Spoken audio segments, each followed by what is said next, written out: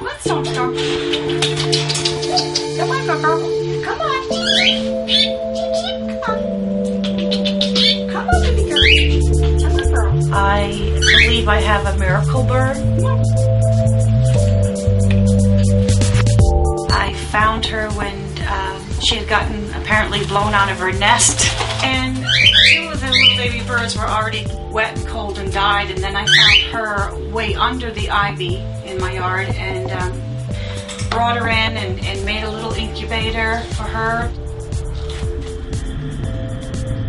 Several wildlife centers that I had emailed said that she was too young and she just would never survive. And she has survived.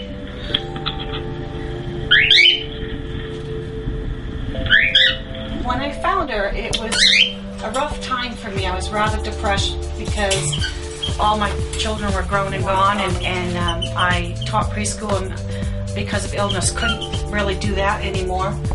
She's brought me such joy to hear her sing.